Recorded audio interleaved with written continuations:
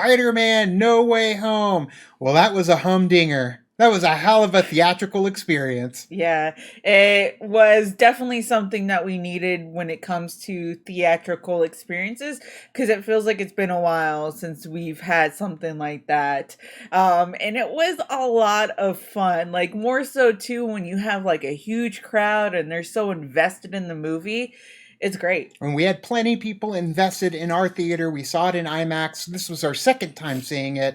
And it was opening night, 6 o'clock on a Thursday. And man, the energy was high. Everybody was in it. And just the way this movie started was so frantic, in my opinion. Like, I got chills because the way that they incorporated the VO of Mysterio ending in Spider-Man Far From Home, and it's just showing like the production companies. It's showing Sony, like it's not even showing any footage. It's kind of, broken up, and it's in the heat of battle during the massacre that took place in London.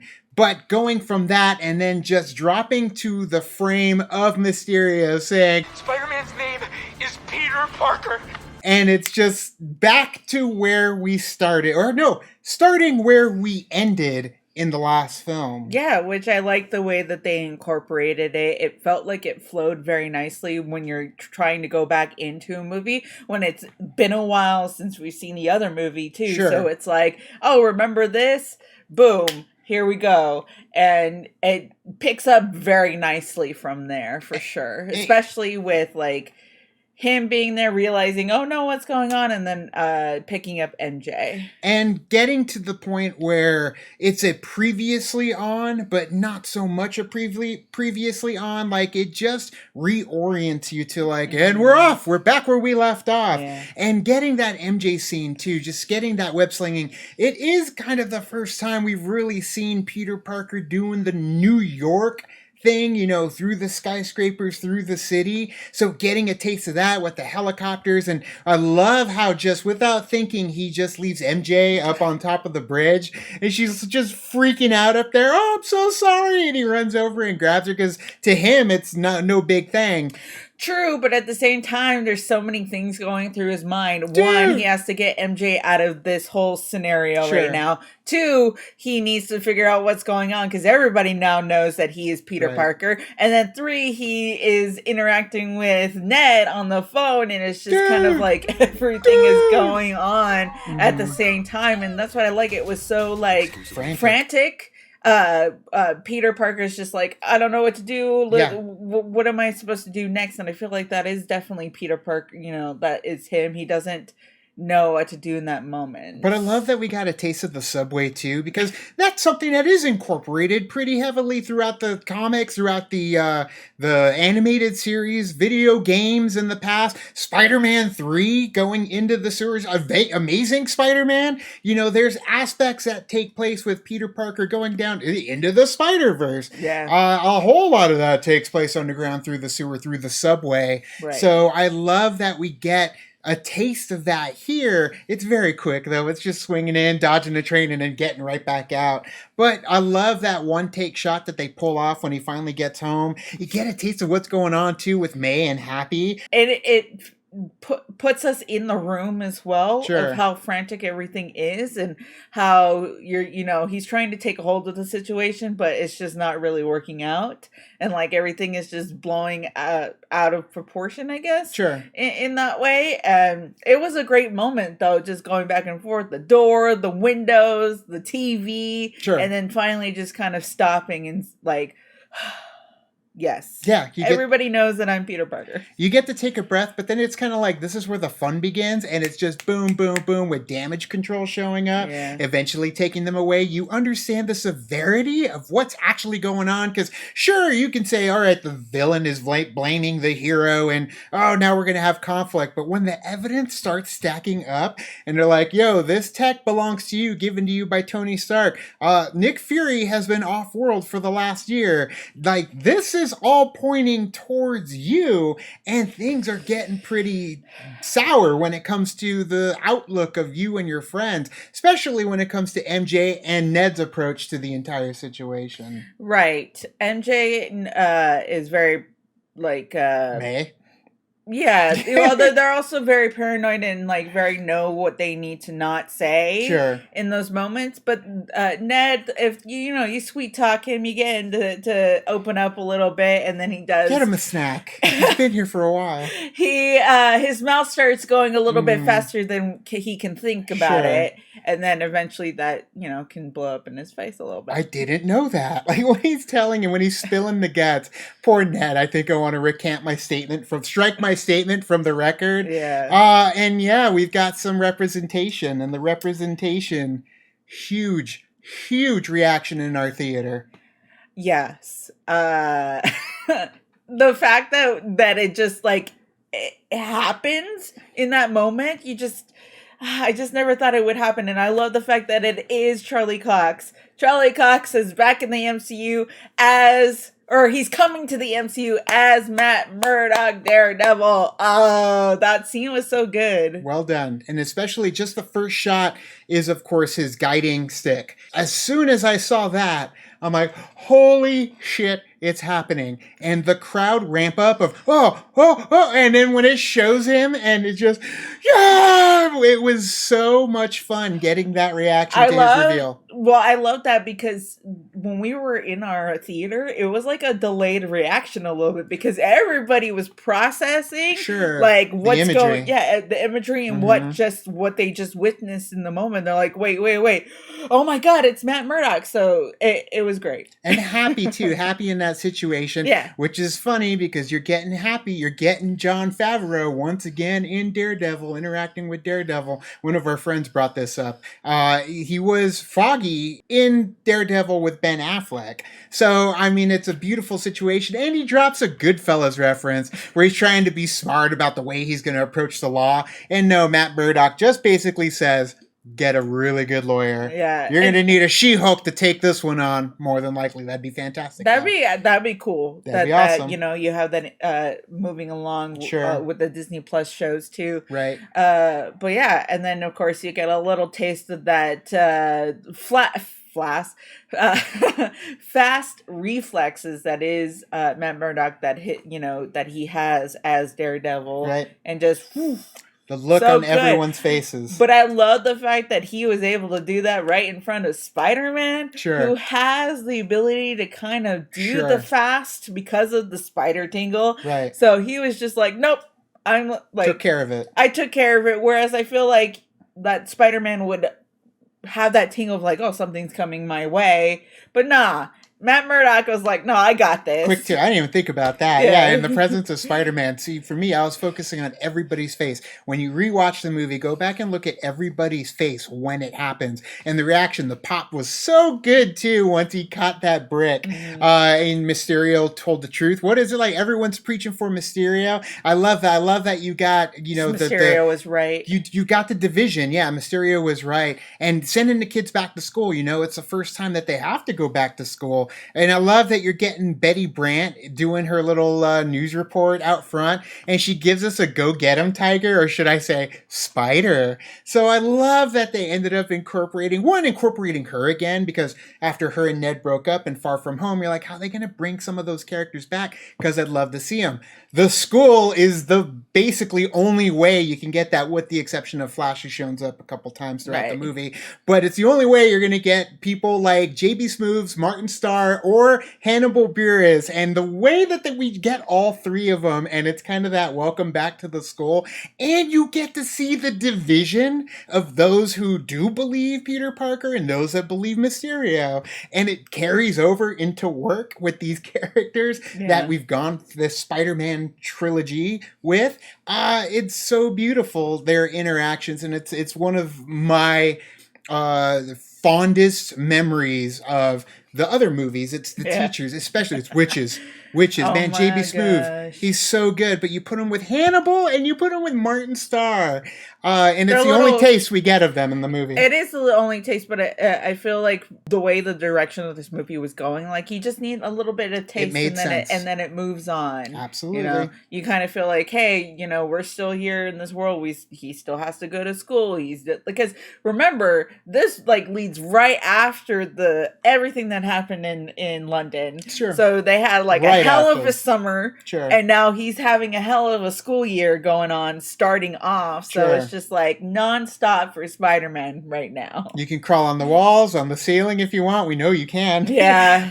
And the college aspect too, the high school into college. I love that that's incorporated still. It grounds the story into the real life world we have been living with this Peter Parker and his friends. And it takes place with, a trope that is present in a lot of college coming of age type shows and movies, which is, did you get into college? Saved by the Bell did it, like a whole bunch of different properties. It was always about going to college. Even in Ferris Bueller's, man, they knew they were separating at some point. Right. So you end up getting that trope that's, a concern, and it ends up being the reason why everything in this movie happens, because it's the final straw that breaks the camel's back. It's the last thing that causes Peter Parker to essentially say, I need to take drastic measures to fix this situation, because my two best friends' lives are getting ruined because they did not get into one. It's MIT though, man.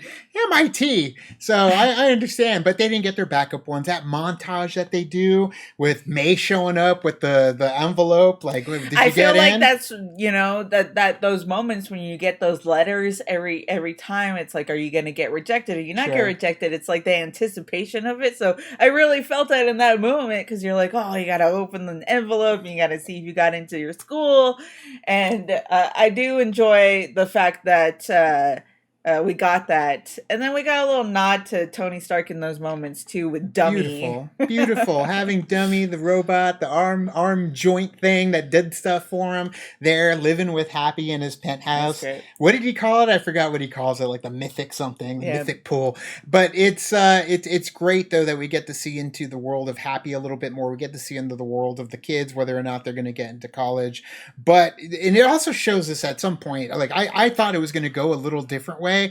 I thought it was going to go this way a couple times watching this movie, where I thought Ned was going to do that trope of like, oh, he's kind of the odd man out, like the Superbad, where it's like, oh, but we want to be together, and here he is putting his hand on ours. Never. It's the trifecta. It's the three. They're always there together. I thought it was going to happen later when Peter was gone. I thought they were going to kiss or something and be like, no, we're together. No. And he's like, I don't want to interfere with this. I don't know why, but it's like, I guess history of just TV and movies have told me that that's what's going to happen with the friend when it's the college time. Like one's going to kind of interfere with the two. Never. And that's where it bonded for me at that exact moment when they're just like, yep. And he comes over and he gets a little laugh. And Peter knows that drastic measures must be taken, and he needs to get some help from Doctor Strange. And the transition to bringing Strange into the movie, beautiful. It is, and the music that Giacchino uses in that time too is because Giacchino did Doctor Strange as well, so the fact that he was able to incorporate Doctor Strange's music into this very seamlessly was great. I love the Doctor Strange music, so the fact that we got a little bit of it in this movie was awesome. And then just the interaction with Doctor Strange and Peter. Like the way that they do it in the trailers, like you think that it's going to go a completely different way with it, but I like that they did that in the trailer, because then you're not expecting what actually. Granted, it's the same story beats that you saw in the trailer, but just the lines are delivered a little bit differently, which can change the tone of those scenes heavily, very much so, especially with Wong.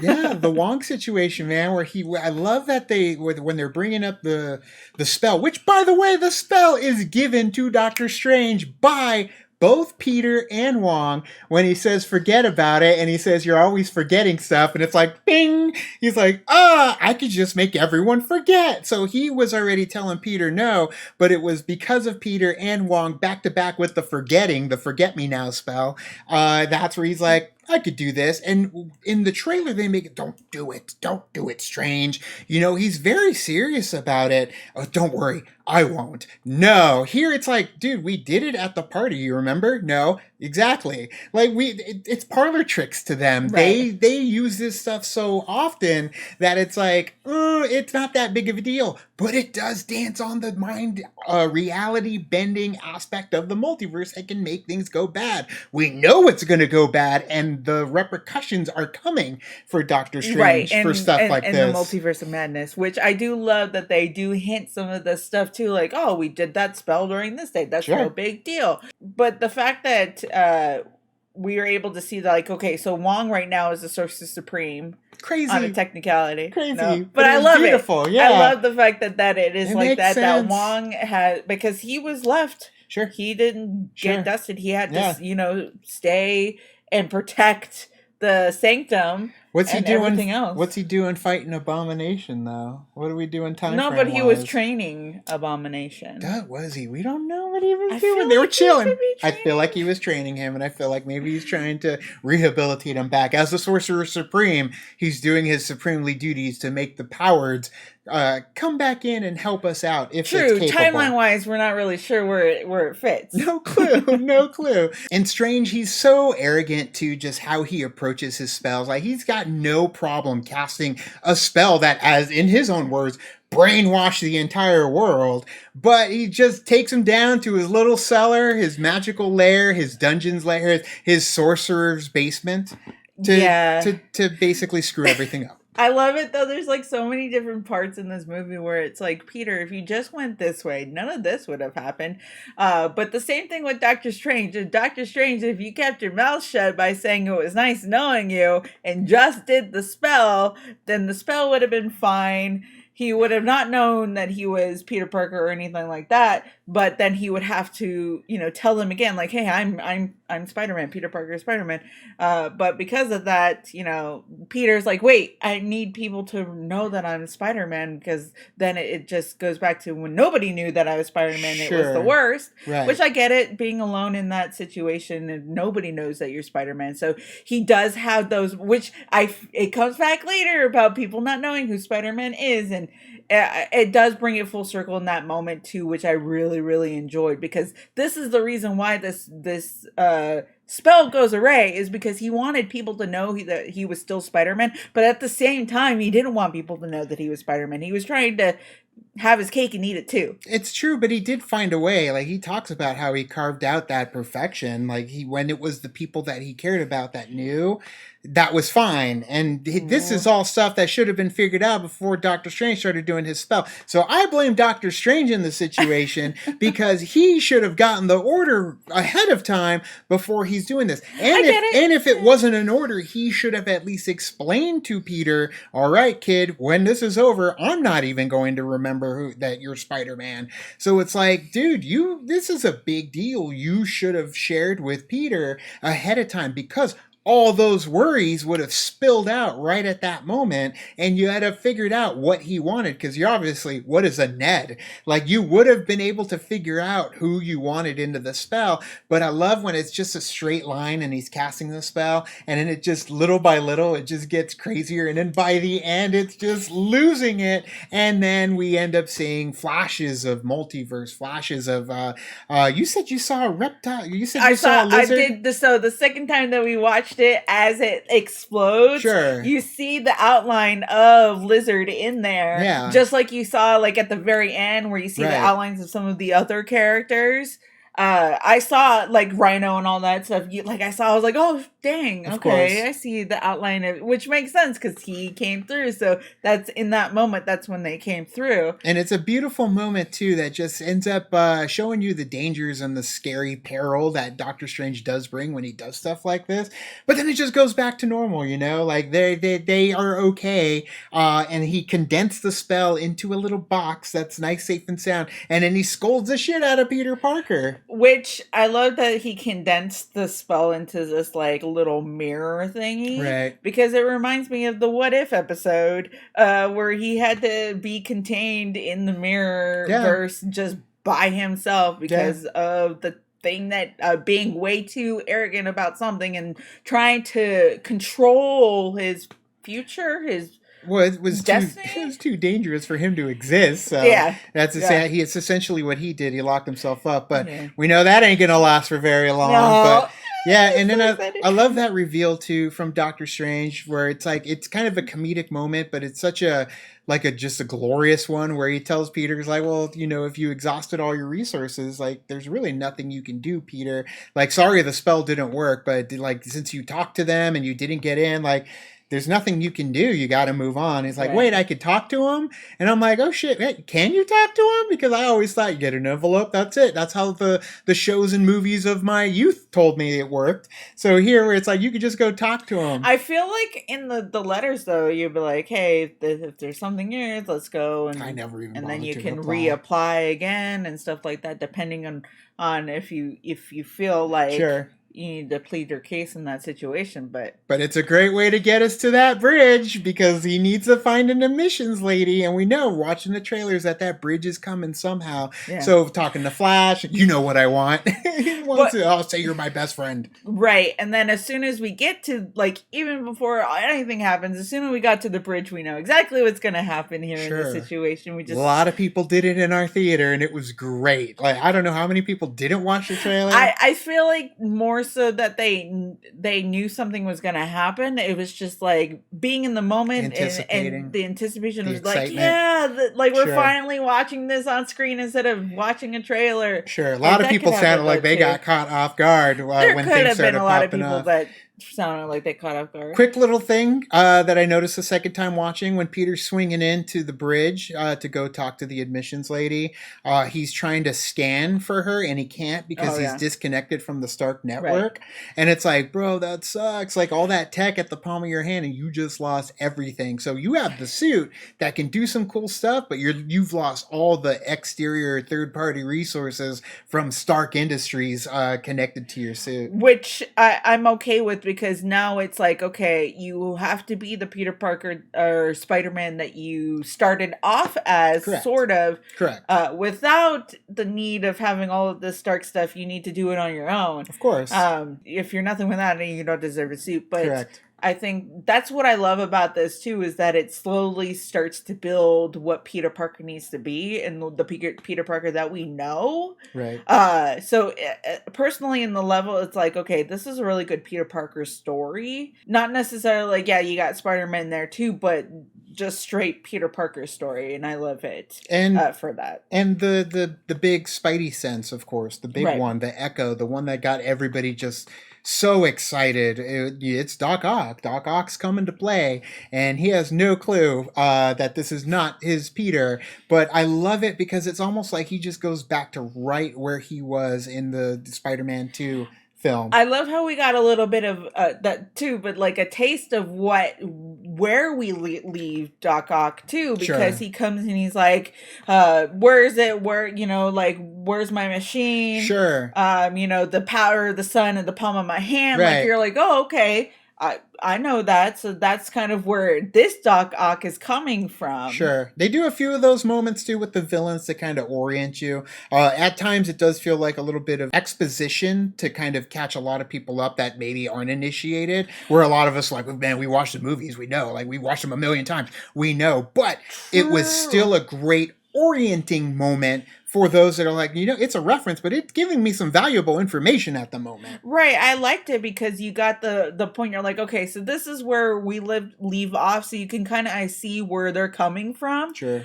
For each of these characters, you're like, okay, so this Doc Ock came from this moment. We have the other characters coming from separate different moments too, which does kind of tie into this story.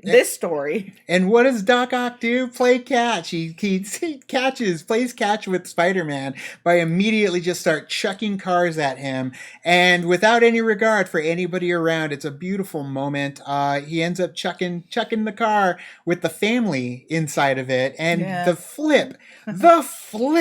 cinematography of this shot and the interior shot of this family and this little baby girl who's She's just screaming in the back. That took me back to like the Raimi Spider-Man, where it's like you got the people in peril, you're getting the subway, you're getting the cars, just a destruction that's unfolding around them. And Peter does this amazing flip and grapple and connects them so that they're safe.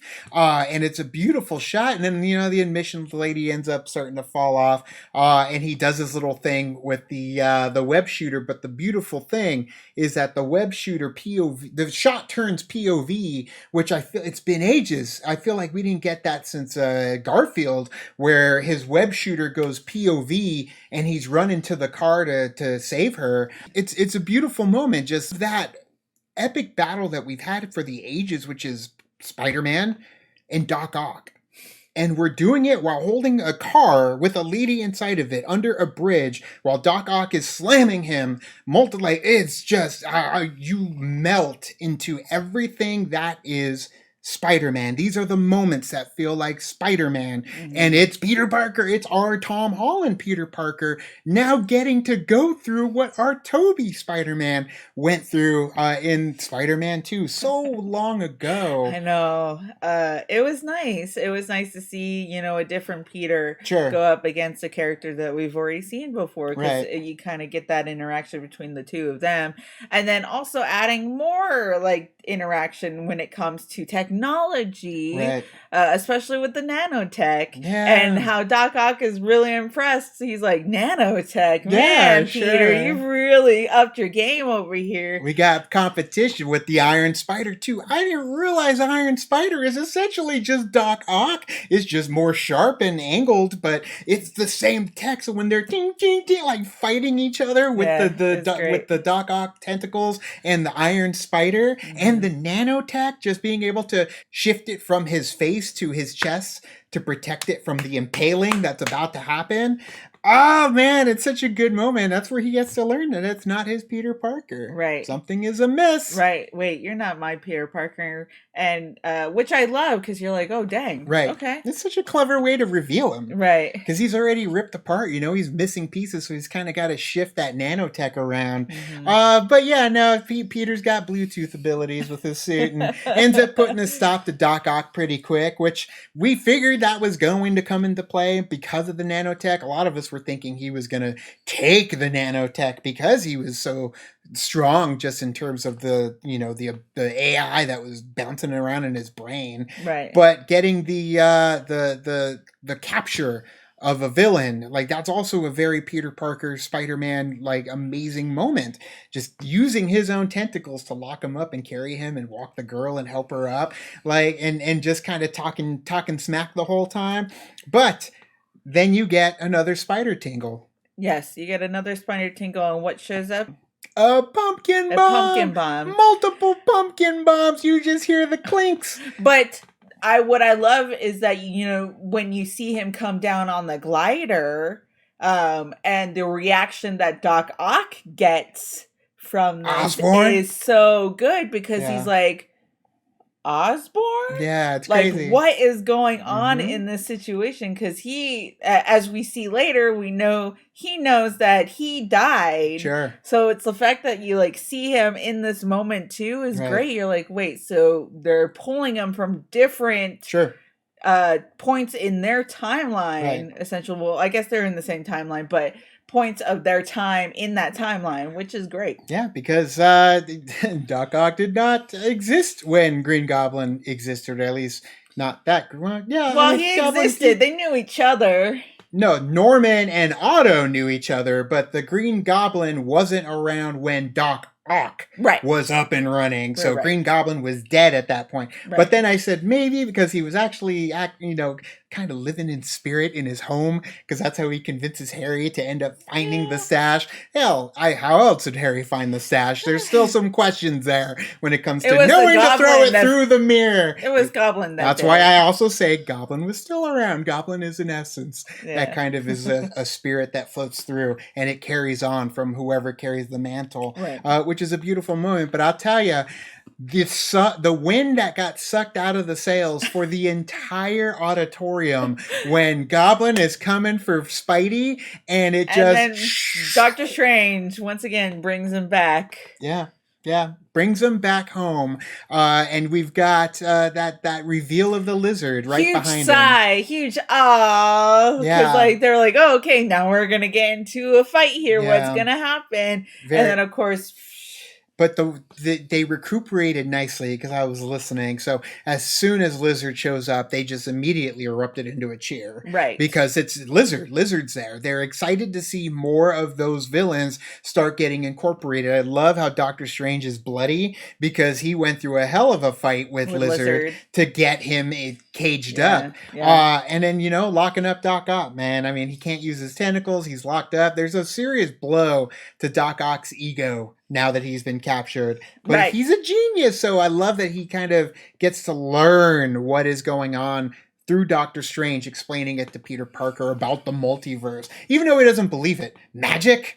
Like he kind of looks down on it because to him it's science. There's no magic, magic spells, kids' birthday parties, And I love how it's at this moment that the movie kind of changes. It becomes a tad bit more video game-ish, a tad bit more fun, in my opinion. Right, you have to go find and collect these villains. Yeah, man. They're like, we're going to give you a little device on your arm. You got to shoot them. It's like, oh, this is like Ghostbusters, but Marvel, Like there's just something fun and video game-like, and the Spider-Man video game is amazing. You get your crew. Sure. And then you go find who else came across that timeline. Sure. Multiverse when that spell was botched. And then we do end up getting, I love that. Okay, so like we thought, oh, he's getting a new Spider-Man suit. No, it's just a suit inside out.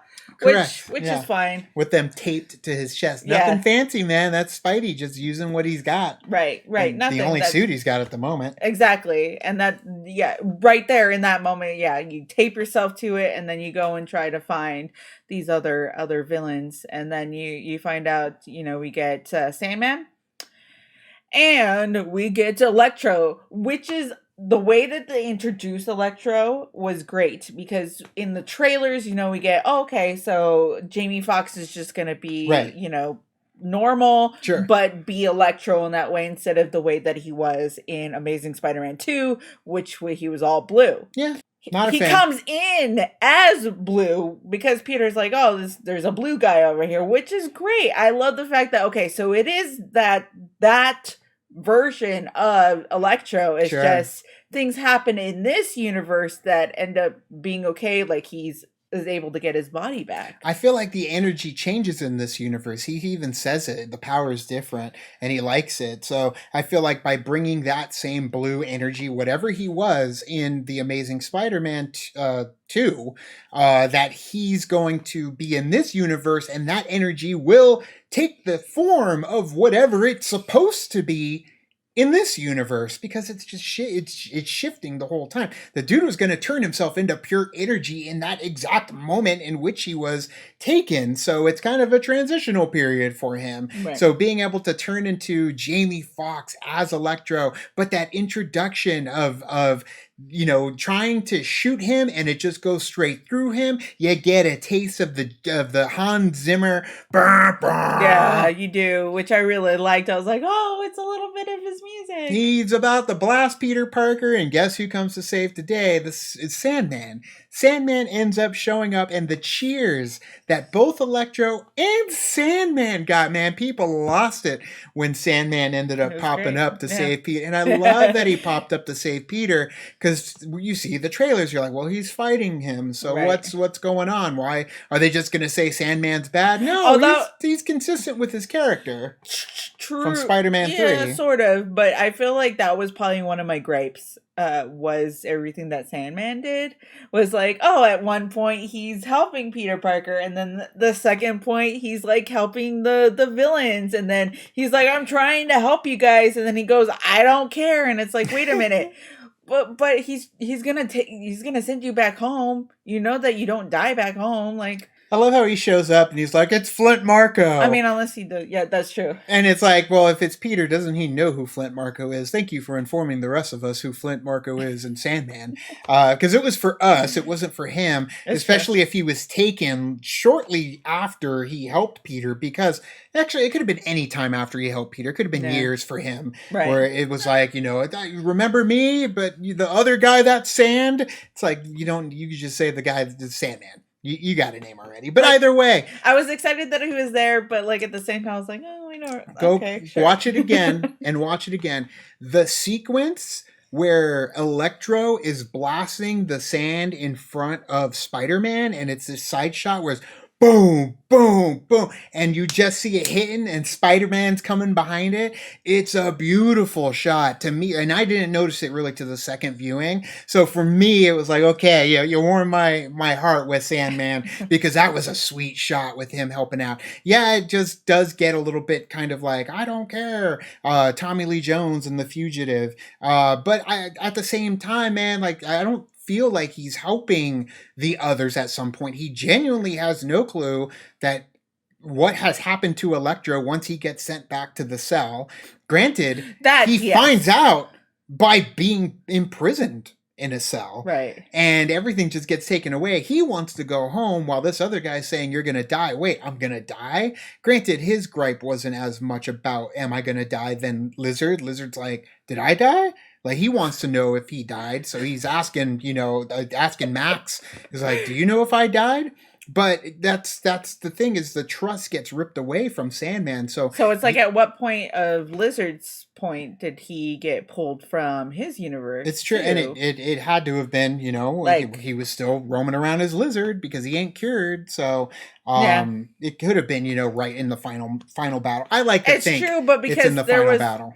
We get something later too when we get Andrew. Sure. When he comes in and he's like, "Oh, I cured him before." Sure, it's a beautiful moment for sure. But getting the Sandman locked up, Electro locked up, and of course Doc Ock locked up. So another thing too that I was kind of hoping for is that we get to see him, but I wish we got to see Thomas Hayden Church, like if he was just like the regular person. Yeah. But like the whole time that he was there, he was Sandman. Sure. Like even when they go to Happy's place, he's Sandman. Right. So it's like, is he not sitting allowed? on the couch as Sandman, right? Walking around the streets as hiding Sandman. as like, Sandman. Is he not like?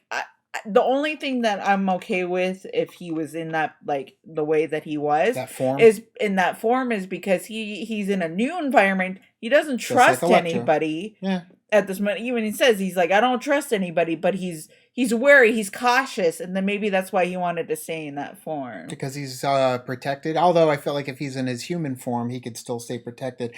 True. The way I think of it, it's kind of like Electro, where once you're in a new universe, you do kind of take the form of what you would be in that universe, and so maybe it's just pure sand for him. He doesn't get to look like his normal self. Maybe. Otherwise, I don't know why you wouldn't just give us Thomas Hayden Church. I'd be okay with Thomas Hayden Church, the green shirt, walking around with these guys, changing when he needed to. Otherwise, it felt like, here's a CG character walking around with us for the whole movie, when you had a face character who could have done it. Right. Either way, a gripe, yes. Yeah. But I felt like, it fit for me just in terms of getting that character back that was in Spider-Man 3, giving us a little bit more with him to play along with the other characters, other villains of the Spider-Man universe as well. And then we get a taste of what Osborn has been up to as well. He's hiding. Essentially, he's gone to street level, which to me, that's absolutely interesting, because if you're going to survive in this universe now and you don't know where you are, like, you got to pull a Marty McFly. You dump your gear, you go out, you investigate, you see what's what, cause a little bit of trouble while you're out there. But that's not what he ends up doing. Actually, I feel like he ends up doing it in his own way, but in a much more devious way. I think also too is that the Goblin allows for Norman to come out and be there, so that way you have that somewhat of an innocence of, you're in a new place, somebody's living in your house. Yeah, Oscorp doesn't exist in this place. Sure. Like, you're so out of your element a little bit there that what is like one constant thing that he knows? Spider-Man. It's true. And you probably have to wonder if they've got like this calling in their head, and you get that from Toby and Andrew later when they said, I just feel compelled to help him. Well, they probably feel compelled to kill him. Like, that's just what they've always done. And if this calling has pulled them through the universe, the metaverse, the multiverse, to bring them here, their thirst for fighting Spider-Man is probably amplified in some way, shape, or form. But yeah, no, you end up getting this Osborn that's broken, that we've gotten to see a little in the very first Spider-Man. You do have those moments of Norman pleading with the Goblin, trying not to cause a destruction that is actually taking place. You have that man of two minds, but here, man, it gets amplified to a heartbreaking level, especially when you're hearing him, and he goes to Feast, which again goes to Feast because he saw Spider-Man in their commercial, so he figured this is where he can go to find him, and you're not him. So you end up getting this broken Osborn looking for help, coming to Spider-Man. I do feel like there was a backseat driver that's like the whole time looking and finding Spider-Man for the Goblin's purposes, but with the innocence and the heartbreak that Willem Dafoe brought as Norman. I also love that, he gets that interaction with this version Aunt May, because he did, well, as Goblin had an interaction with May that was very, Deliver us from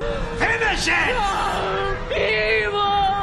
The fact that he was like, here, he's like, oh, you're Aunt May. Yeah. Interesting. This could work out in my favor. So it all works out there, and of course Peter goes there, he sees that he's there, and then he's stealing donuts in the background when May is tied.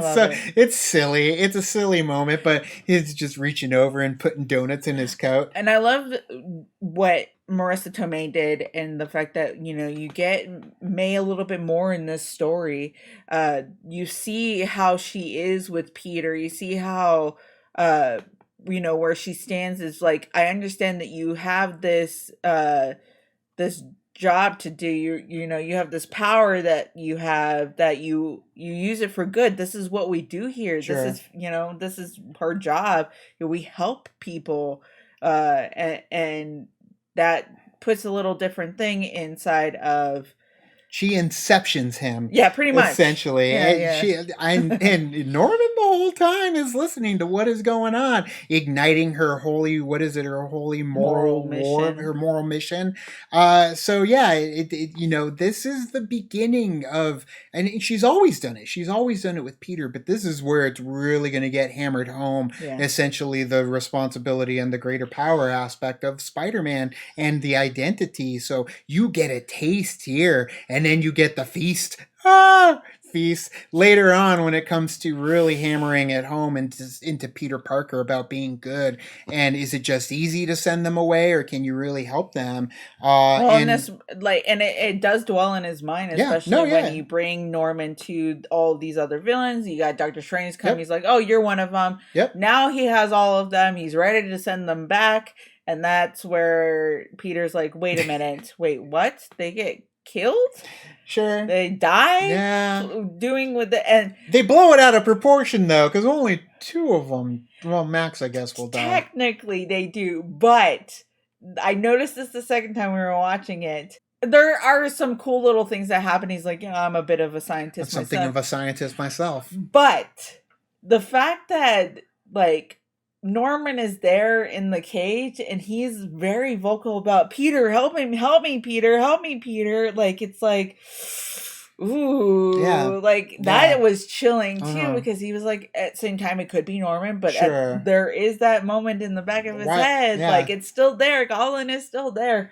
And then, the whole fight with Doctor Strange and Spider-Man. And they're fighting over the artifact that he eventually just incorporated around the spell, so he can just hit a plunger and end up sending them back to where they are, where they more than likely will die. Machina. They say it once in the movie, the Machina de Cadaves, and he says it once, and that's essentially what they're all fighting over, is just this little plot device that they all got to get their hands on, which is, it's fantastic because it's so Doctor Strange. I love how it's, it's got the puzzle box aspect to it. And then, the fighting over it, the Spider-Maning and Doctor Stranging all together, especially out front in the middle of the street where he's pulling himself through portals and he does the astral projection to him. And then you have the bit of the comedic moments there too, with the Spidey sense, and he's like, wait, how are you doing this? And at first too, I was like, wait, how is he doing this? But it does go down to it being like the spider sense. It's got to be Spidey sense, right? On autopilot. It is. Like, if he's going for it, Spidey sense knows to, nope. No, and that's impossible,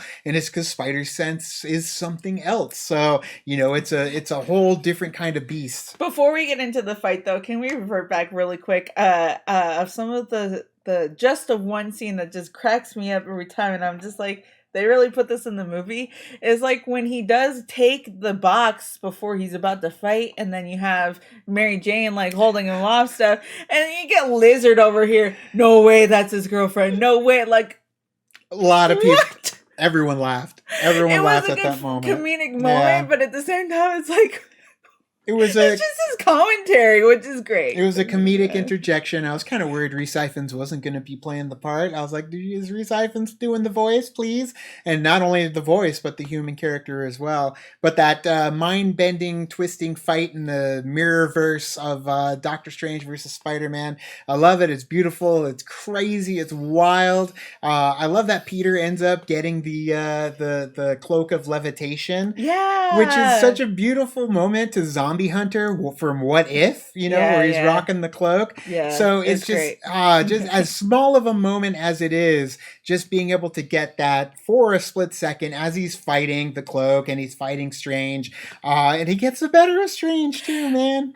Using geometry, using math, which goes to show, like, Spider-Man or Peter Parker, he's a smart kid. He goes to this science academy.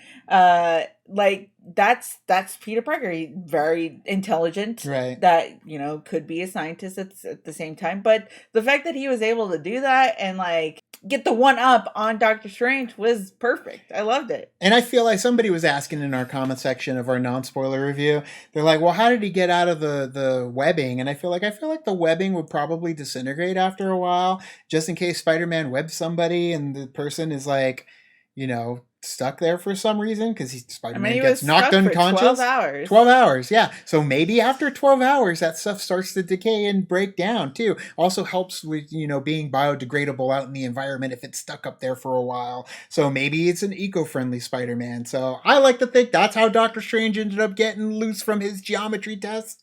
But yeah, I mean, the excitement of Peter Parker, I just got in a fight with Doctor Strange and I won. He was so happy about it. Right. And he's going to work with the villains, they all join in and end up, that's where you get a little bit of that trust build with Doc Ock, because he sees, like, you could have just left us to die, and no, you ended up taking on a wizard in the wizard's dungeon to figure out how to cure everybody. Yeah, because I feel like, that is Peter. That is Right. Peter Parker. Like, he wants to be Help. your friendly neighborhood Spider-Man and save and Sure. help people. Yeah. Any way that Cure he some can. butts. Cure some butts. Yeah. Right. Cure some butts. And that moment kind of turned into a little bit of, like, the historical figures from, like, Bill and Ted's Excellent Adventure for me, where he brings them all over to Happy's house and they're all kind of walking through. And it's kind of the same thing with, like, Norman too, stealing the donuts. It feels like Napoleon, changing the scores on the bowling alley because, they're in a world that isn't theirs, and Peter's trying to congregate them and keep them together. But it ends up going off the rails, as it did in Bill and Ted's as well. But still, those interactions in Happy's home, Peter utilizing that tech, which The missing tech. Electro, the missing tech that Electro has got eyes for very much so. He feels it. He feels the energy coming there. And then, it ends up giving us some really good conversation pieces. Good conversation, good moments with the villain. Like, they are willing to do this, like, hey, if you're gonna help me not die, okay, like, okay, I'm willing to. You got Doc Ock. They were able to create an inhibitor chip, and he got himself back. Beautiful moment. And then he is helping Electro take out the energy, like a majority of the energy from him. Sure. You got Sam in there, who's just kind of there. Yeah, they didn't really talk about Sandman's until we saw it actually happen. Right. So I feel like they could have just fixed him right then and there. But then again, if you need him as an ally, it may be best to keep him last. Lizard not being there because he wanted to stay in the truck. Yeah, which didn't hold him back for very long. But that whole Doc Ock moment too, when he ends up giving him the chip and he ends up going dark, and I almost said Marty, and Tom Holland and Peter Parker is just like, Doc.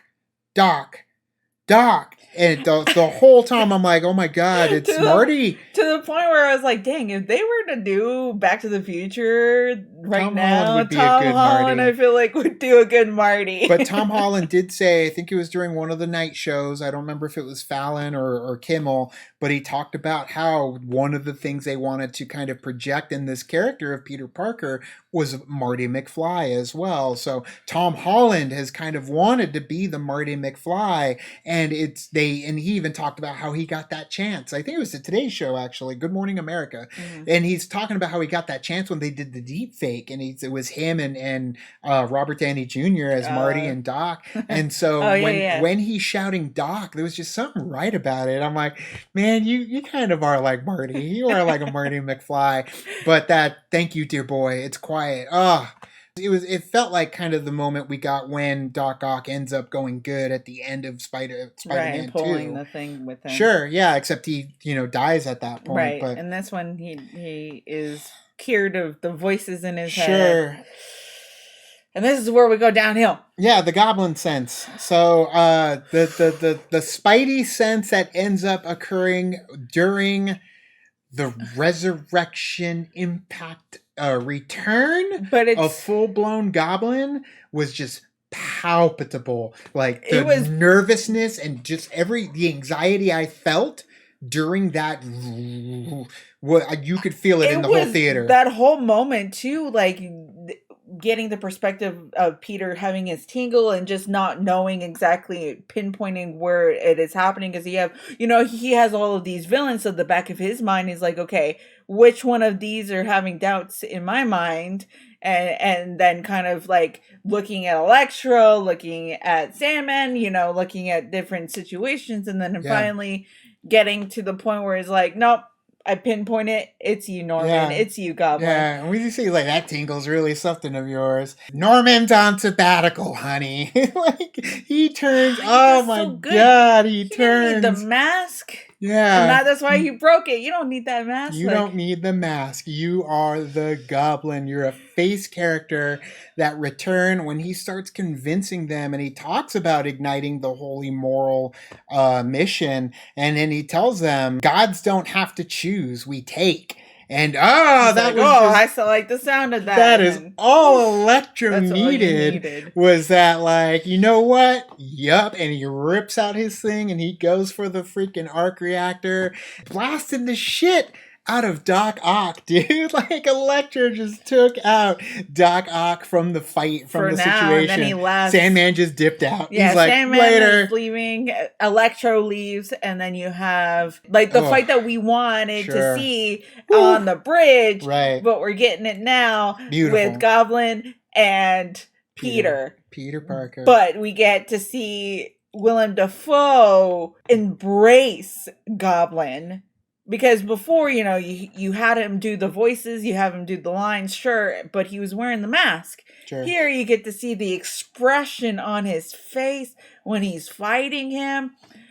Chills, literal chills when you had Peter like on him and he's just pounding away at him, and just the face that he makes, like when Peter's pounding him, when Peter's punching him, and he's just like he's just taking it. Chills. It makes me want to run back and watch the movie again, like for that moment, for that whole scene, the fight scene. You end up getting too. Lizard gets involved as well, and he's like, "I told you there would be consequences," and then he throws him back into the fray, into the window, man. Like back to the fight, back to Norman. Back into the fight. Yeah, it's like a lumberjack match. You ain't getting away. He's throwing you right back into the fray. You've got some amazing power, a power bomb through the floor, all kinds of flips. It's like the Canadian destroyer, trip pile drivers and shit. It's an amazing fight. It's a beautiful fight. The gorgeousness of the outfit that Norman's wearing, the Green Goblin outfit with the tattered green and purple, the hood, which again, he throws that hood on eventually, but when that hood is on and he ends up becoming full on Goblin, that final moment when they eventually make their way into the lobby and he's having those discussions with Peter, it's so reminiscent of Goblin and Toby's Peter in the very first Spider-Man before he ends up calling his glider. And then Aunt May coming into even though Aunt May, what were you going to do? He told you to run away. He said, Aunt May, go, get out of here. And she's there with a pipe. It's but that hit when he ends up pulling in that glider to just definitely like in that moment too, I was like, oh, this is like the first Spider-Man, know, when he had the glider in the back. Yeah. Except for unfortunately Aunt May does not have the spider tingle. Yeah, she ain't gonna be able to dodge it. She can't dodge that. Nope. The way that he like pulls him too, like, you're gonna watch this. So brutal in that moment. And Tom Holland did such a good job with Willem Dafoe there too. Like, that whole scene was chef's kiss. Gorgeousness of the glider swooping in, him jumping on the glider. He's got the hood. He looks over. He's got the pumpkin bomb, and he's just like the way he just throws it. Oh my God, that look on his face when he tosses the pumpkin bomb, dude. He's the Goblin. He's the Green Goblin, and it's so beautiful. And Peter cannot get it. Peter taps it essentially, so it's still a big kaboom with J. Jonah Jameson running around outside filming every bit of it. Did you notice his studio got a glow up throughout the movie? I did. Yes, yeah. And it's because he's getting these exclusives. He's bringing you the crazy and the madness of Spider-Man. Right. He is chronicling it and taking it to the masses because he's doing shit like this. Dude got to see a penthouse with innocent people living their normal lives get destroyed and picked apart, and now a woman is dead because of Spider-Man, But, and he caught it all on film. Right. Pumpkin bombs out the way out. Like, oh my God, like, later, bitches. So now we wait for the dust to settle. Sure. And just kind of take in what just happened. And then Peter Parker Spider-Man fashion have to get the tragedy. Sure. Which sucks for Peter to understand what is going on, because up until now he's been Spider-Man, sure, but he's had Aunt May, he's had Tony Stark, Happy. He's had Happy, he's had of all of these people here to kind of hold his hand, essentially. Sure. Yeah, pick him up when he's falling. When he's falling down in all of these ways. But now that Tony Stark is gone, and then of course we get Aunt May, and Aunt May is leaving. It took a 3-movie arc to hit that origin story for the loss, to bring that, Uncle Ben, with great power comes great responsibility moment. And she'd already been dropping it hard in the beginning. We're at the first half of this movie. But now it's going to hammer it home, and she's going to very delicately give him those words of wisdom. I do feel like she got up a little too quickly. I felt like she was like, all right, let's go. But yeah, it's shock. I was going to say, it's the shock of what just happened. She's making jokes and stuff. Right. Like, she's like, I'm ready to go. And then once it finally, like I said, the dust settles. Yeah. She's like, oh, I need to heartbreaking. sit down. Although you notice that the hand's all over his blood, and he immediately goes to her hair and be like, man, you getting my hair? I gotta look good in the coffin. Poor Aunt May. They'll fix her up there. But man, and I feel like it was just for the trailer to give us worry and maybe take the consideration that maybe we would lose Aunt May, was Happy showing up. Happy pulling up with all the cops coming in, and or damage control was actually coming. And he's looking at Aunt May. I feel like they did that just to give us that shot of his worried face. Like, yeah, but we thought that maybe Happy was the one that was going to go. Sure. But no. I think that's why that shot was there, but still getting to see Happy and know what's going on. And then the amazingly beautiful moment, in my opinion, when he's screaming run, Peter, run. Run, Peter! And he's like grabbing him and they're arresting him. They shoot Peter and he's got to leave May. He doesn't want to leave her. Right. Like, you got to leave. Like, she just died and now you have to leave. He's calling for help and they shoot him instead. It was so heart-wrenching in that moment, too. And so now Peter is gone. Yeah. We don't know where he is. Yeah. Well, we do get to see the shot of him all bloody in the rain, and then you see the huge jumbotron thing of J. Jonah Jameson doing his thing. He does it actually quite a bit in the movie. He narrates certain aspects of the movie, much like he does in the video game and just Spider-Man lore. And the music in that moment too was so great. Yeah. I love what Giacchino did in that moment too. Yeah, the heartbreak music was great. The heartbreak music of him just, I tried to help these people. Sure. What did I get? I got my aunt killed. Right. In that moment.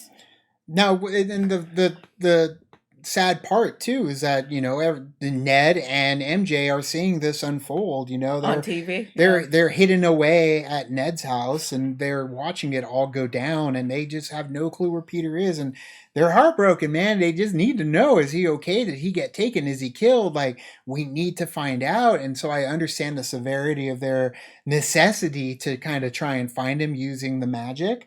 It is kind of weird now, Ned, though, getting those abilities to be able to achieve it. I did love the little drop where he's like, at the beginning of the movie, he was like, I got tingling in my hands. Like, well, who should I talk to? Your physician. Well, you're a doctor. Like, come on. They should have done that. Well, you're a doctor. But the hint to it, granted, it came out of nowhere in this movie, but I'm okay with that. Sure, why not? Why can't he be connected to the power? It's in his family, sure. So why not? Why can't there be those that are capable of wielding it? I understand it came out of nowhere, but he never got a sling ring until now. But getting that moment too where he's trying to find Peter, man. He's looking for Peter, and as soon as he's starting to say, like, show me Peter, where's Peter, the crowd, you can hear them. You can kind of hear, like, the, wait a minute, is this the moment? Yeah, is this the moment that we're going to get? And as soon as that alley opened up and you saw him turn, you had maybe a quarter of the crowd start, because they could,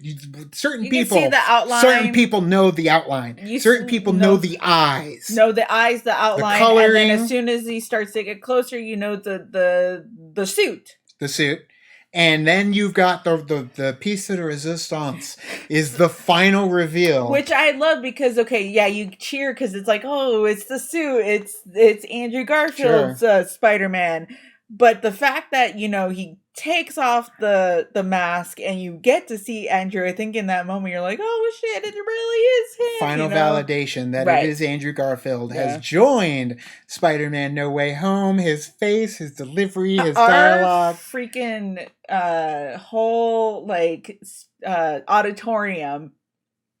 They were just like head over heels over what just happened in that moment. There was people jumping up and down in their seats. We had people standing up in their seats to the point where it did drown out a little bit of what Andrew was saying, which I'm glad that we saw it beforehand, because then we're like, oh, well, he's saying, guys, he's saying something. It's okay to cheer and stuff, but he's saying something. Let's go. But at the same time, we don't give a fuck because we were all cheering and so happy, so excited. I'm so glad everybody had that kind of response. There are some gaps after those moments to kind of give for the audience to kind of recover. Not enough though. So seeing those moments, so with him crawling on the top, he's like, you're overly, what was it? Like, you're overly mistrusting or whatever. Right. I support it. And crawling on the ceiling and getting the web and all that. The bread tossing. There's just, it was so wonderful. It felt good. It felt good to watch this scene play out. Right. It felt good to see Andrew back in the suit. Yep. As Peter Parker. Yep. For me personally, Andrew is my favorite not my favorite Peter, but my favorite Spider-Man. I just love the way that he delivers the lines as Spider-Man, the jokes and stuff like that. So I was super excited to see him come back and be in this movie with us. And then of course, they're like, well, since you're not our Peter, we still have to find our Peter. The real Peter. No offense. Like, oh no. Like, And so, the fact, I love it though, like, well, we got to keep doing this until we find other Peter, like, and you heard the crowd. Other Peters, what's going on? Yeah, and then, you of heard course, the you crowd. do the thing, and then That who else shows up? But the fact that you don't even see his face first, and you just see a normal outfit, and he just kind of ducks in, and the face, clears, the lighting shows up, and holy crap. Got a huge pop for Tobey Maguire. It was a pop that felt like there were tears on the end of it. Right, because, a lot of the people that are watching this movie now are probably my age, your age maybe, but mostly maybe my age. I'm 30 now, and when the first movie came out, I was 12. Like, I was still like in my early teens and stuff like that. So it definitely, Toby resonates with a lot of people as their Peter, as their Spider-Man. So the fact that we got to see him, there was a huge pop. Beautiful for him. I think the crowd got quiet back when he was like, oh, and now it's closed. Like, as soon as the portal ended up closing up, and just, oh man, getting those moments too where he just felt like sharing that he's feeling compelled, that he needs to help, that Andrew Garfield's Spider-Man, that Peter Parker, also just feels compelled to help, where they're like, why don't you just tell us you were Spider-Man? That moment when they both do their flip and Garfield goes to the roof and Toby does his flip, and he's so much faster at locking it down. And you're like, why didn't you just tell us you were Spider-Man? Well, I'm not going out and promoting. There's a reason why. Yeah, it's called a secret identity. And he's like, that's what I should have said. And then the moment that we've all been waiting for, the fact that Tom Holland gets to interact with these other Spider-Men too. Yeah. And at the point of a very emotional ending for this Peter Parker, for Tom Holland's Peter Parker, and having Ned and MJ there console him, and then of course getting to see them interact with each other, and him feeling like, well, I'm having the other Spider-Man or the other Peter Parker saying, hey, I know how it feels for you, but in that moment he's like, you don't know how it feels.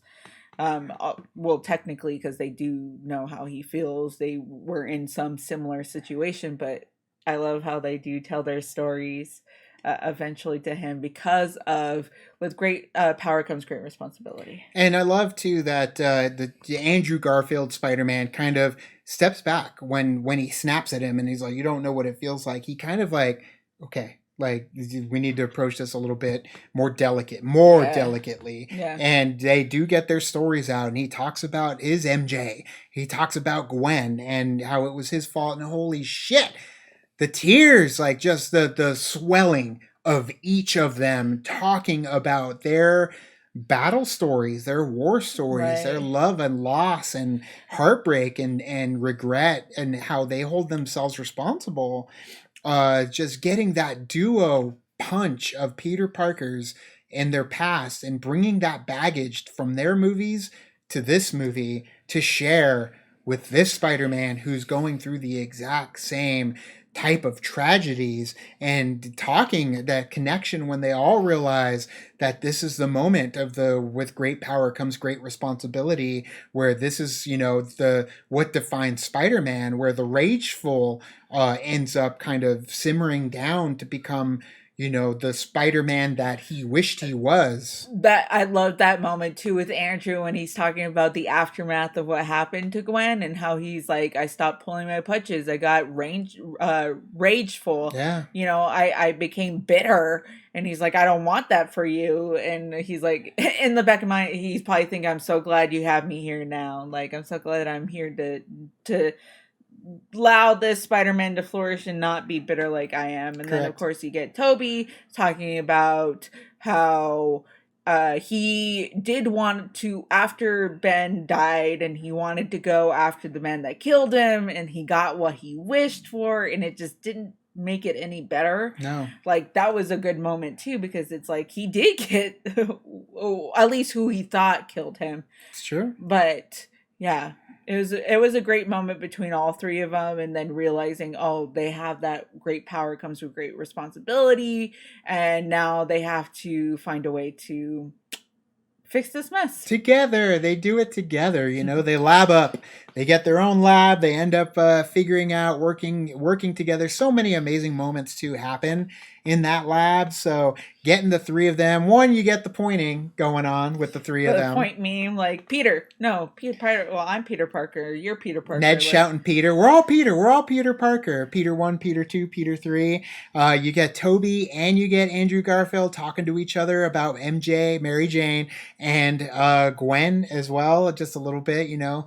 But doesn't have time for that Peter Parker stuff. Sure, but you do find out that it sounds like he's still with Mary Jane. It's just, it's hard. It isn't easy, but they work through it. So, yeah. And not to give up, you know. I love that he tells Andrew Garfield, because more than likely he probably never sought love again after Gwen. Yeah. So he's doing basically what kind of Tom Holland is doing, and that's cutting it all off so he can primarily focus on the Spider-Man aspect of his life. Right, and then we get a little bit of more from Toby when it comes to friendships, when it comes to best friends, realizing like, yeah, his friend died. Sure. Died in his arms after he tried to kill him because he became the Green Goblin at that same time too. And they didn't say it, but I would have loved Andrew and be like, yeah, mine didn't die, but you know, he still made my life hell after he turned into the Green Goblin and tried to kill me, or he tried to kill me. So I love how Ned's like, oh, I'm not going to try and kill you. You know, he's kind of scared of being around Peter because he's afraid, you know, what am I going to do? Am I going to attack Peter himself? I love how Andrew Garfield's Spider-Man as well was the only one who successfully cured one of his villains. Yeah, he's like, I cured him before. And no big deal. No big deal. No big deal. Like, I've got this one, and they're all trying to figure out how they can cure these villains and, you know, send them home better than they receive them. Right. And then that reveal from Toby, too, about the suit. So when they're getting prepped and they're going to go into battle, he's like, are you going to go in there looking like a youth pastor? And then he pulls down his shirt a little. That's all you need. That's all you need in that moment because, you know, he gets his iconic Spider-Man suit and you're like, oh, come on. I brought my suit. What are you talking about?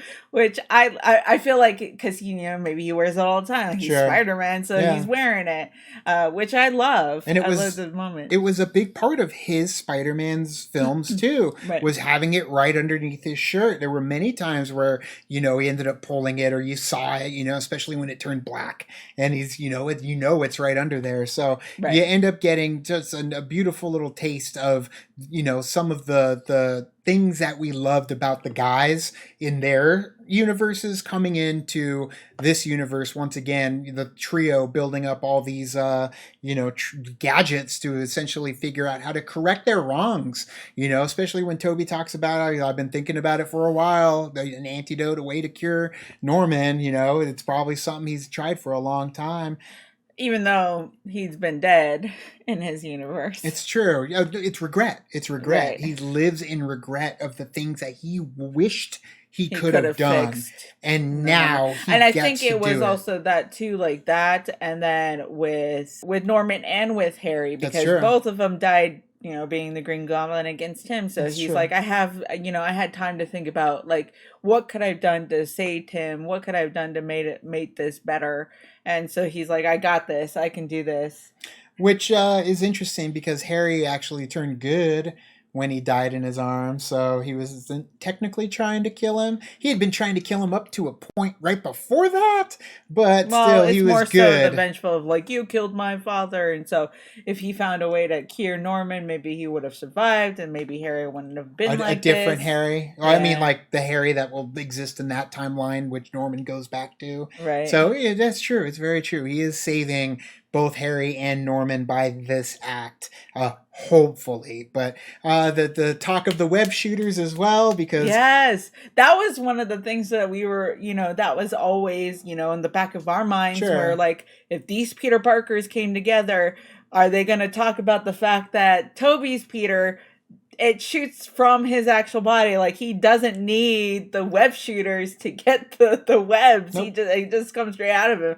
Which was perfect. I love it, especially because it was Toby the one that was like, wait, why do you need that? Sure. And he's like, because I need it for my web shooters. Yeah. And he's like, you can't do this? And like, he just shows him, you're like, It's a great moment. And Tom and Andrew are together in it. Yeah, they're like, wait, it's it's not handy when you run out. Did you ever get blocked? Spider block? It's like, yeah, you know what? It's kind of an existential crisis.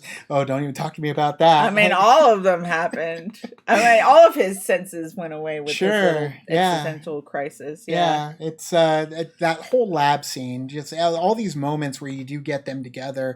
And it ends up happening again, too, when they end up going to the Statue of Liberty. And after, the Tom Holland Spider-Man ends up telling them where he is by the Daily Bugle again, giving them some more ratings to come over to the Ellis Island and battle it out on top of the Statue of Liberty. And it's funny how the only one that doesn't takes forever to get there is the one who probably could have gotten there the fastest besides Electro, because Goblin had the glider, but yet he shows up way late in the game and everybody else shows up to initiate the third act. But it's those conversations again on top of the Statue of Liberty with the Spider-Man. They ain't done chatting. True. When we first watched it the first time, I was like, I feel like maybe this is a little too long. Like, why are they chatting it up? Why they need to focus on what's going on?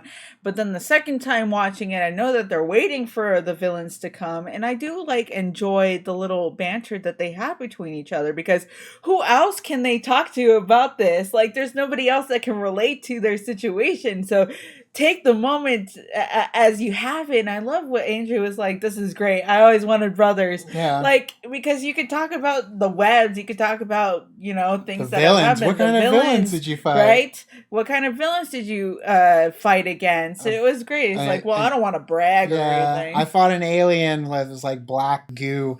And it's like, oh yeah, I fought aliens too, on Earth and in space. Yeah. You guys fought aliens? He's like, wait, I'm you lame. fought an alien in space? And then, of course, he's like, oh, I just did this. I'm lame. I'm lame. And then you get the little, pop of, no, but you're amazing. You're amazing Spider-Man. It's like, I see what you did there, which is fine. Positive Peter Parker. Yeah. It was a fun little interaction that they had between each other. I love the part, the back crack. He's where he's stretching it out beforehand. Because, obviously. That got a huge cheer. Huge pop because, the scene about his back. He's like, oh, my back. Yeah, so Spider-Man 2. Yeah, it was great. It was an amazing moment. I also have mid-back issues. It's the brothers, man. It kind of reminds me of in The Office when Jim ends up becoming the co-manager. Yes. I used to have to do this part alone, and it was the worst.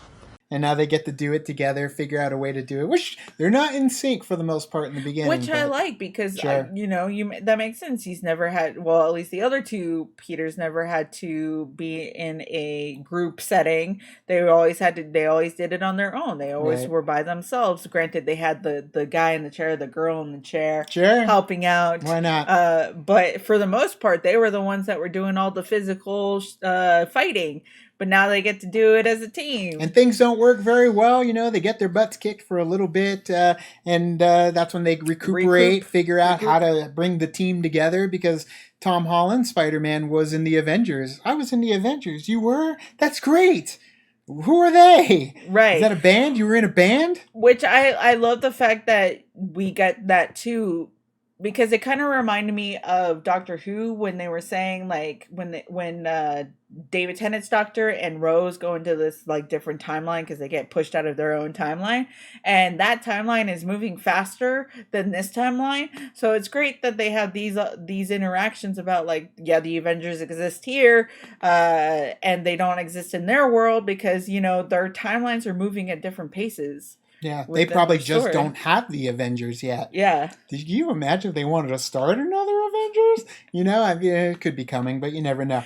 Get John Krasinski as a variant version of Captain America. Get Tom Cruise to come back and play Iron Man. Right, you get all the actors that were in contention of getting the role, but actually didn't get the role because they're in another universe. They're variants of. Wasn't Emily Blunt as Black Widow? Yeah, yeah. You just get the different. Yeah, it'd be great. But yeah, you do end up having them Edward Norton will not come be back. A part of the Avengers, even though Doctor Strange does exist in the Tobey universe. It's true. He's Doctor Strange, but it's already taken. Doctor Strange.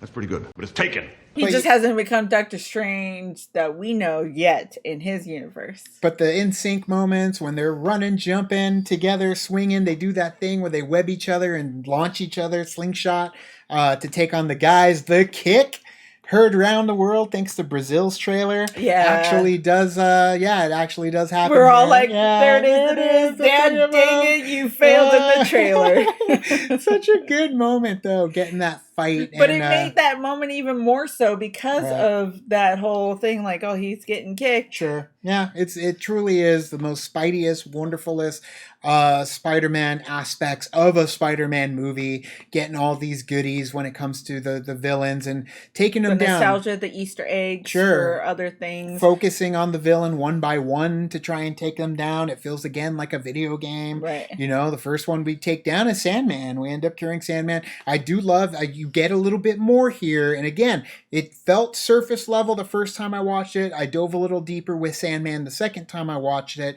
But it's not he's trying to help them or fight with the villains. He's trying to get the box. He's trying to get the box so he can go home. It's not about the villains. If some of them want to destroy the box, some of them want to, prevent them from going back. He wants his hands on the box so he can go home. So it's all a free-for-all in his mind. It doesn't matter who he's going up against in that moment. So that's why he's, spinning around all of them, trying to get his hands on that box, which they're all chasing the box, and the only one that even comes close is Lizard, because it's actually in the lab, and with the MJ and Ned. And to me, my heart just got warm when he jumps in there and he's running around chasing them. As short of a scene that it is, Lizard is running around a laboratory. So when he's in a lab and they're dodging Lizard in a lab, it felt so Dr. Connors, Lizard, Amazing Spider-Man series. And I also love the fact that it's Tom Holland's character that goes in and is like, Dr. Connors, wait, Dr. Connors. Like, he says his name. He's like trying to help, and it's great. Beautiful. As small of a scene that it is a good moment in the fight. And of course, Sandman ends up changing, and that's where we get a big reveal. A lot of the audience, everyone cheered, and I was very happy because we wanted it to be Thomas Hayden Church. We wanted him to be, the Flint Marko that we knew from the Spider-Man 3. Which we do get to see him as Thomas Hayden Church. Which was great because I didn't think that we were going to see him, and the fact that we did get to see him a little bit was cool. Rocking the green shirt there. You get the music too. That's where you end up getting that Tobey Maguire music. You get the music here and there when they have interactions between the villains, some of the villains, and that was one of them. And then Otto stops Electro. I love it when he comes in and holds Spider-Man. First he's holding Spider-Man, and then you hear Tobey saying Otto. Like, it was like, he's saying his name. And then, of course, he stops Electro. And then... Huge pop when that happened. Right. Huge. When he picked up the thing to swap him out. Everybody lost it in the theater. Lost it in that theater, but I also love the interaction that he gets to have with Tobey. And the fact that he's like, oh, you've gotten older. Right. Like, you get to see, like, that little, like, how are things? Like, he's like, I'm trying to be better. Sure. Like, and that's where you get the music again. That's where you get the moment of the music, and it just kind of pulls at your heartstrings because of, like, you never, that he gets to see him kind of a little bit of an older Peter Parker, which is awesome. Who he cared for. This was a bright kid with a great future, and he very much cared for Peter Parker. Just after the first little bit of conversation that they had, and then Peter got to stay over for dinner, and it was, you're a brilliant scientist, but you're lazy. Yeah, it is a great moment. I love that Rhys Ifans, when he ends up getting cured, it's Rhys Ifans as Lizard. I love seeing him once again. He's got this, and he's got the Kingsman movie coming out too, very close to each other. So Rhys Ifans in 2 movies. He's playing Rasputin, but getting that another pop. That was a pop in the theater when it ended up being revealed that it was actually Rhys Ifans. And then getting Electro talking to Andrew Garfield, and that little bit of and then you hear his music too in that moment where he's like, hey man, like, You're not a nobody. Like, he has that same conversation with him, and he's like, "You're not a nobody. Like, what are you talking about? You're not." Yeah. And then there's another big pop that happens too. That Electro talks. It was great because I loved it. He's like, "Oh, I thought the Spider-Man was black." And he's like, "Oh, I'm sorry, man." Yeah, I'm sorry. He's like, "I'm sure there's a black Spider-Man out there," and everyone's like, "Yeah." Everyone lost it in the crowd. It was awesome, but.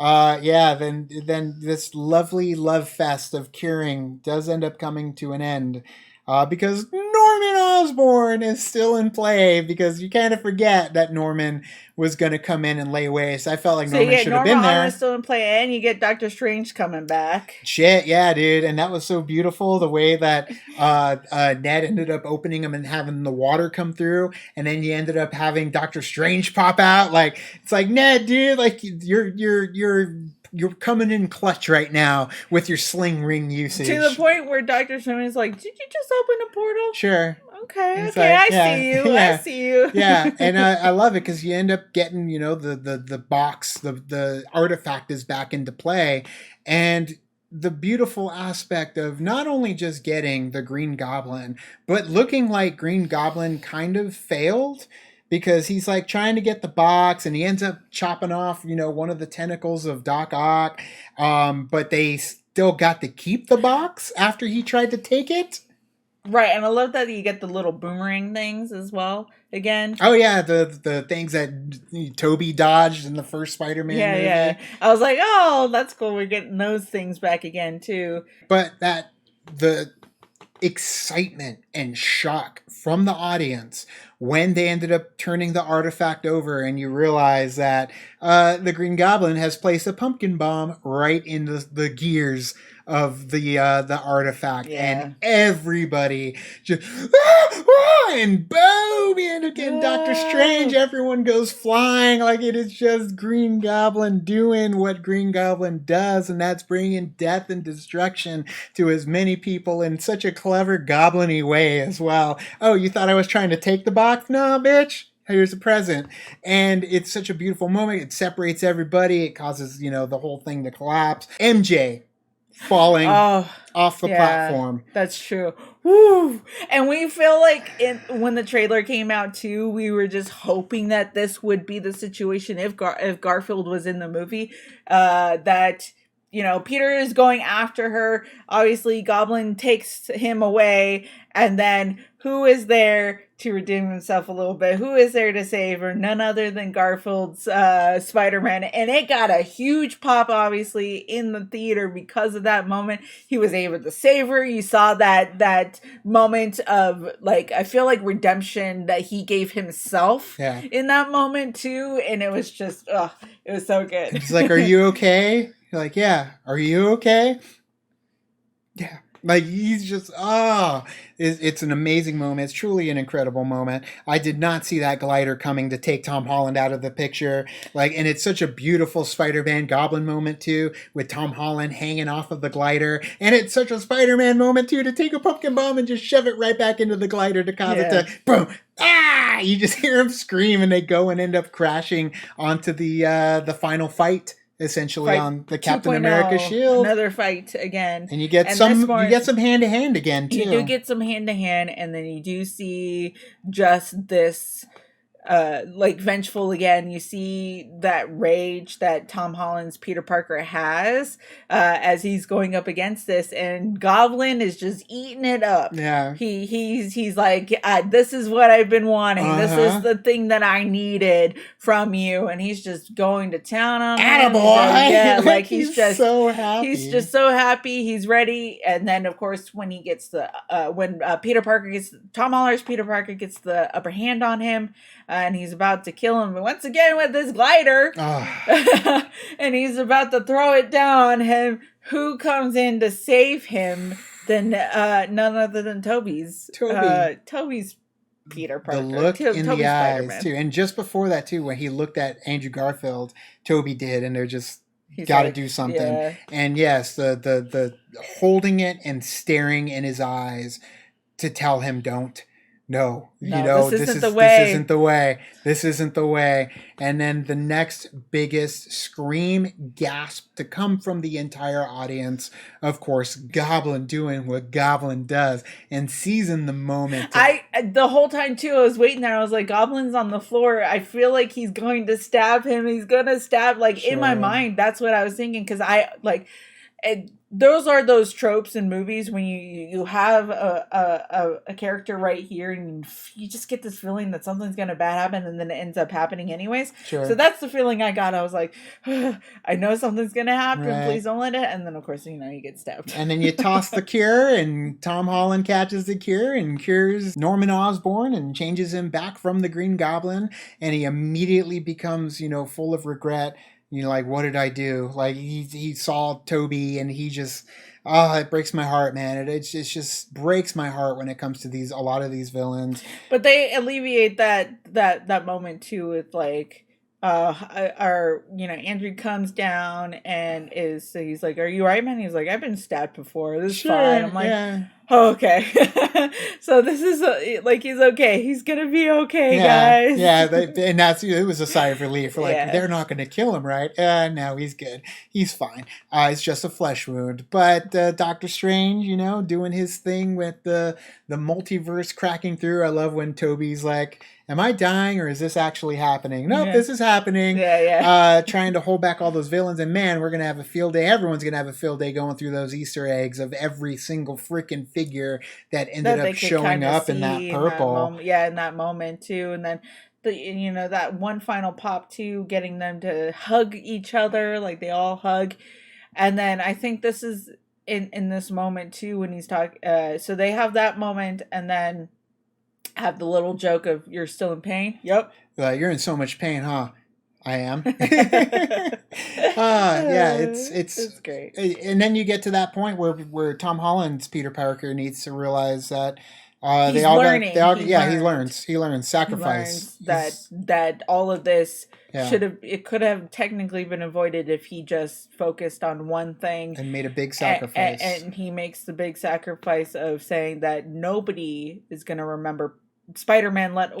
They'll know who Spider-Man is, but nobody's going to know who Peter Parker is. Correct. Like literally doesn't know anybody. Like is as if he's never existed before. Sure. So that is definitely heartbreaking. That scene with MJ too. The scene with MJ, the scene with Doctor Strange when he's like, "It was nice knowing you, kid. Right. Yeah, call me Steven," instead of before where he's telling him, "Call me sir," because he got upset. Right. He's like, no, call me Steven. Still weird. It was a good moment there too, especially just for Tom Holland as Peter Parker. And just like Peter Parker's story in general. Yeah, and then saying, Ned making him promise and MJ making him promise, you need to come find us, help us remember. Or she said, "I'll find you." Like, it's like I figured out. I did it before I could do it again. Sure. And getting that, Christmas time donut shop shot where he's going to go tell her. He's practicing. He wrote it down. That's what Peter does. He's a nervous teen and he's going to go back and get his friend and his girl. But after talking for a little while and seeing them and the happiness and getting into MIT, the straw that breaks the camel's back is when he sees the Band-Aid and the injury that she sustained from the battle. And he can't put her through that. He can't put either of them through that again. Everything's right. And so it's better if he's just not a part of it. It's better if Peter Parker takes the responsibility of being Spider-Man full time. And the only way he's going to do that and protect his friends is by not having any. So for now. Yeah, for now, of course. He's going to probably run into Gwen. I feel like this could lead us into a whole Gwen aspect. I mean, it could lead us into Gwen. It could lead us into Harry. And you find out that, the Osborns. No, Jack, oh, fuck. Sharon!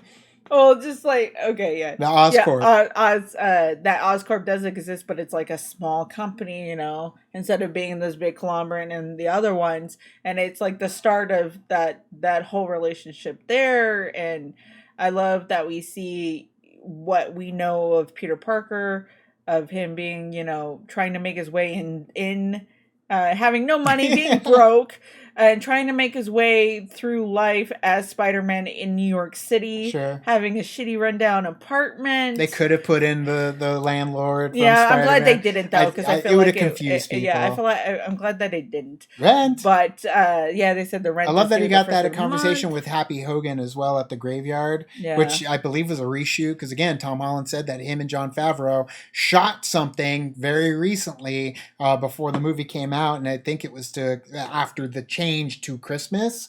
That was when they had to reshoot it to be Christmas, so everything kind of changed. Even the final shot with him actually doing the reveal of him taking on this New York Spider-Man. You got some of the remnants of his costume there in his apartment before he's out tumbling around, jumping across rooftops. That he has a new Spider-Man suit that he did, that he made himself. Glistens. Which is perfect. And then you see, because he had to get his GED, so he has to start life pretty much over again. Right. But on his own. And so I'm excited to see what we have going forward for this Spider-Man. Swinging through New York during Christmas time, around the time of Hawkeye. Rockefeller Center. The trilogy. I was like, hey, we'll be there next Tuesday. The home trilogy has come to an end. Not sure if John Watts will even come back and do more, if they want to have someone else do it. Because, Spider-Man, this was an origin trilogy. And now that we've got the okay from Toby, I know he said something about taking a break. He deserves it. Let him take a break. He gets to have time. We aren't going anywhere when it comes to, enjoying Spider-Man. So if he wants to take time and do him, and then eventually, did you say when Toby? he's ready, do you mean Tom? Did I say Toby? You said Toby. I meant Tom. Toby's taking enough time. Toby's still taking time. Tom is talking about taking time away, and it's okay. It's fine. You know what? I granted, I would love another Spider-Man movie in another max 3 years, but damn it, I'm okay with waiting 5 years if they want to do it.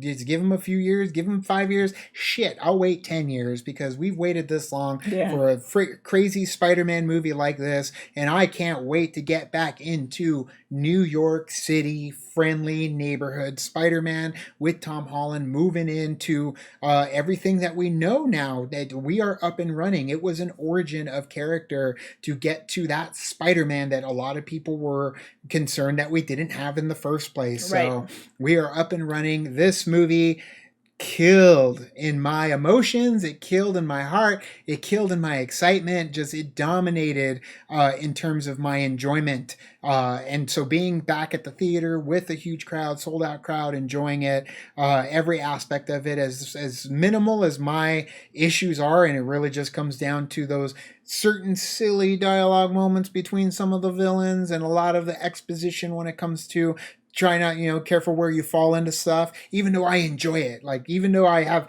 a nitpick at it because it's kind of on the nose, damn it, I love it all because I miss it. And so getting to see it done is so well, so much fun, and so much heart, especially with the legacy characters that have been out. It's a really good time for me. A great time. Probably my favorite Spider-Man movie right now. Sure. I loved it. Top 3.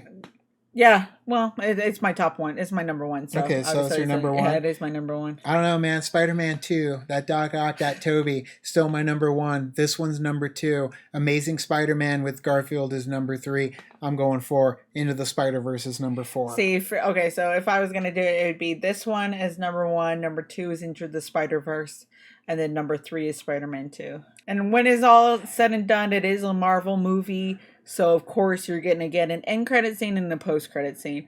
End credit scene is just saying, hey, remember when Venom had an end credit scene and he was pushed into this universe? Well, here's Venom and Eddie Brock just chilling in Mexico, getting the rundown of what happened in this universe about, Iron Man, Hulk, purple guy with the stones.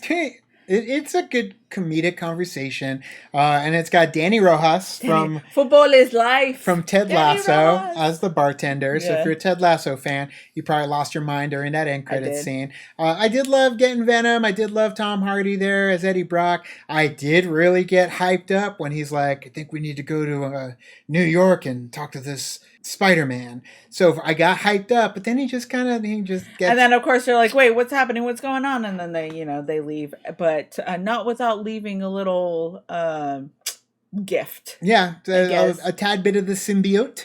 The tad bit of Venom symbiote is left behind on the bar, which... There are a couple things that I have a gripe about what we just watched when it came to Venom. One, the spell that Doctor Strange casts was they pulled all the people from other universes that knew that Peter Parker is Spider-Man. This Venom had no idea who this person was, has no idea who Peter Parker is, who Spider-Man is, so why did he get pulled into it if he technically doesn't know anything about who they are? Which is like, okay, sure. And then, of course, the part where it's like, okay, if they know who Peter Parker is and Spider-Man is now, then they get sent back. So why is like a tiny little piece of the symbiote still staying? It should be all of it is going back. I feel like it was just the convenient way of them saying we're gonna bring this Venom into this universe with Tom Holland. Yeah, it did kind of get broken down once you think about it. It does not stand very well, just in terms of what they have established in this movie in terms of why the villains were there in the first place. Right. So that one did not hold as much weight with us. The final end credit scene after the post credits wasn't more even like a trailer. Scene. It was a trailer. It was like a remembrance. It was like going back and watching Captain America: First Avenger, and then after that you got the trailer for Avengers at the end of that. Which we got a little teaser for Doctor Strange. Seeing Wanda. I love Wanda. Everyone lost their minds in the theater. Yeah, seeing Wanda, her talking a little bit about what she went through, about Westview, and him saying, "Oh no, I'm not here for that." Which is, it's so great to see them together because of all of the rumors where he was technically supposed to be in WandaVision, and then like him saying like, "Oh, I'm not here to talk about Westview." I'm like, it's so great. We got a little bit of American Chavez there. We saw her character, Baron Mordo, Chiwetel Ejiofor with dreads, looking good, killing it. Huge reaction for Chiwetel Ejiofor. Yeah, I'm so excited to see him in this one, and then seeing a little bit of the darker things that are happening. Doctor Strange. Yeah, well, one, seeing that. Two, seeing hearing the things that have happened already before, like seeing Mordo, he's like, there are consequences to the things that you're doing. Just like the thing that happened with him in Spider-Man, there are consequences to that. Mainly the multiverse consequences. And then getting a little bit of a pop when it came to seeing a darker version of Doctor Who, a darker version of Doctor Strange, which I'm so excited because if you watched What If and we got to see a little bit of the darker Doctor Strange there too. I'm just like, we're gonna see it in live action, and I'm so excited. Check out our What If reactions to those Doctor Strange episodes now. But guys, what did you think of Spider-Man No Way Home? It was a hell of a journey, hell of a time. Let us know down in the comments below. You can also like and subscribe. And do the thing on our Facebook, Twitter, Tumblr, Instagram, Discord. All the social networking gin joints, you know where they are. Kick into the party, fuel the party, keep the party going. On our Patreon, thank you so much, and as always, now it's time to say goodbye. This party is over. Bye. Bye.